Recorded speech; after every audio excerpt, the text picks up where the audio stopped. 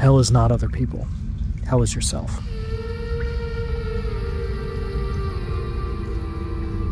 It begins with a group of children looking down a hole. A boy in a hood, the remains of a hangman's noose around his neck, pilots a boat adrift at sea. I do not know where he has come from, or where he is going, or if he was one of the ones staring into that well's abyss. I only know the way forward. Red lights peek through the dark and fog. They are my compass, and I follow them. Where they guide me I do not know, but there is no other path. The ocean is so vast, and my boat is so small. For a time I am alone. At the fourth buoy, the boy stops the boat and pulls aboard a girl.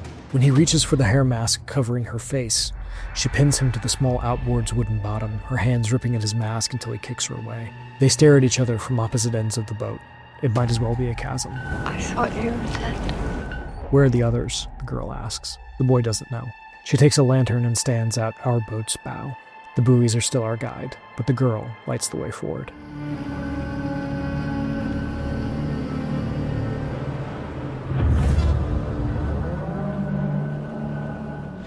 By the time I reach the end of Reanimal, the latest horror puzzle platformer from Little Nightmares developer Tarsier, I have forgotten all of this, and lost track of what parts of this opening are most important. I am too busy trying to make meaning from what I have seen, too focused on trying to connect the pieces of Reanimal's puzzle to understand how we got here. But stories, at least the good ones, the ones that know what they're doing, tell you what they're about from the beginning. And Reanimal is a very good story. Remember this, it tells you. Remember all of this. Together, I play the boy, my co-op partner plays the girl. There is no way to select who plays who, it simply works out this way. We sail through jagged cliffs, past mines larger than our boat, bisect a forest of jagged, barren trees.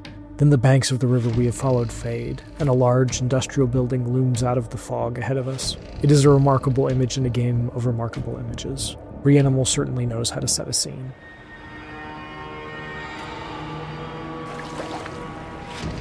There is very little overt explanation. The boy and the girl are brother and sister, but this fact is never told to you. You learn it through the way they help each other up, comfort each other when things go wrong. Their relationship is something you experience, the question is largely left for you to answer.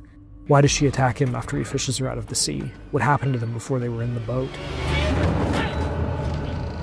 Reanimal unspools the story slowly and asks you to fill in the gaps yourself, to remember what you've seen, to put together the imagery, the symbols, notice patterns in the shapes through its world.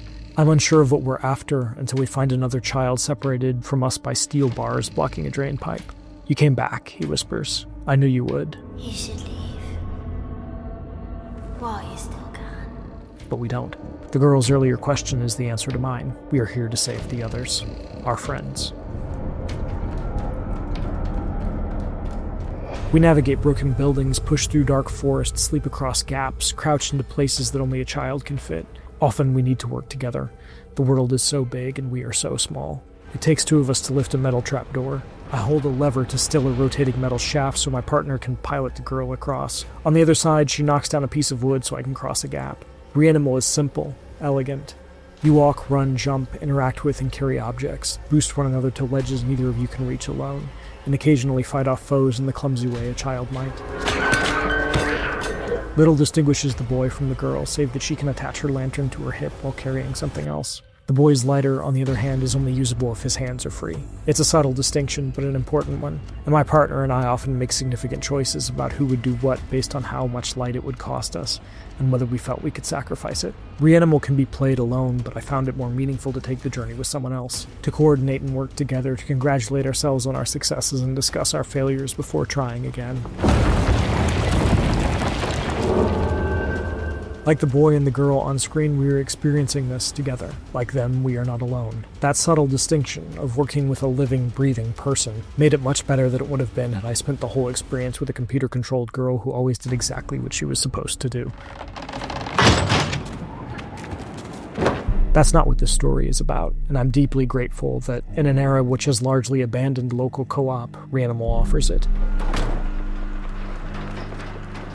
Both Reanimal's gameplay and the choices it offers are satisfying but simple. It is less a game you play and more a world you move through an experience without the obvious artifice of a video game. There is no HUD, no meters, no minimap. The camera is often fixed to show you exactly what Tarsier wants you to see, and the sense of visual composition here is remarkable. Even horror can be beautiful when framed the right way. Often the answers to the gameplay questions Reanimal presents are obvious, though no less satisfying for it.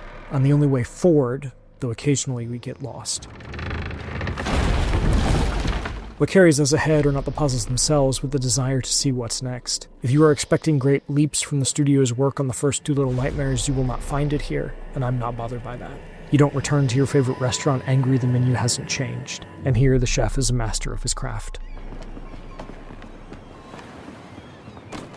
The environment is not our only obstacle. We start to notice the horrors as we search for the missing wheels to a handcar. A body leans against a wall, its belly a gaping hole left by something that forced its way out or in.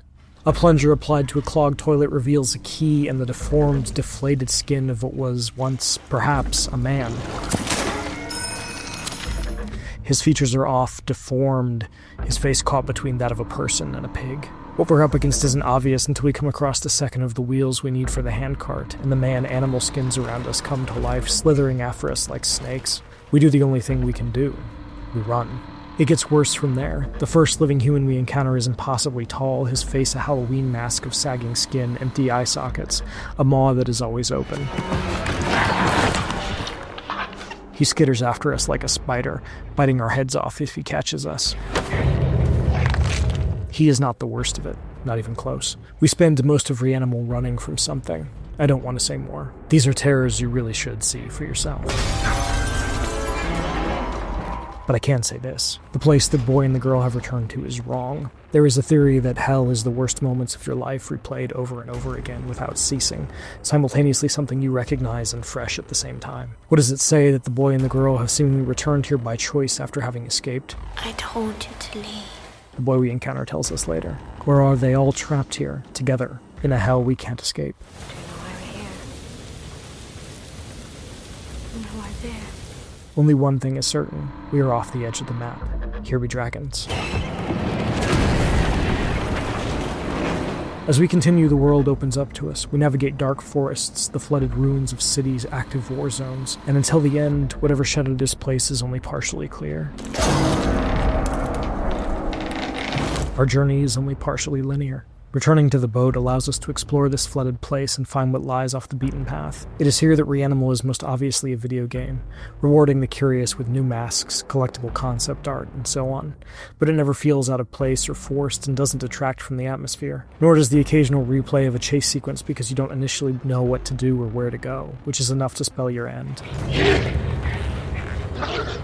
Reanimal's atmosphere, its art, its sense of place and character and mystery carry the day at every turn. Through the odd confusion, annoyance, or visual bug, it compelled us to see it through to the end, to understand the tale it was trying to tell in its roughly 6-hour journey through hell. I think I understand, but I know there is much we missed, and I want to return to see it through, and see what, if anything, changes as a result. Remember this, Reanimal says, as it shows you something. All the pieces matter. It is a horror story, a journey through hell made up of the simple, elegant gameplay that Tarsier has honed to a feather's edge over the last decade. There are occasional frustrations, a chase where the way forward is not obvious, a path that is easy to miss. What will keep you going is the story, the world, the characters, the sense that beyond all of this lies answers, the act of working together in a world where the scariest things are often not monsters but other people and what we are capable of inflicting on one another. What kept me going was playing it with another person, sharing that experience, and working together to discover what was at the bottom of that hole, and how the boy ended up in a boat, his sister nearly drowned at sea, going through hell together, wondering if it was something that happened to them or the world we, had made. For more, check out our reviews of Little Nightmares 3 and Romeo is a Dead Man, and for everything else in gaming, keep it here at IGN.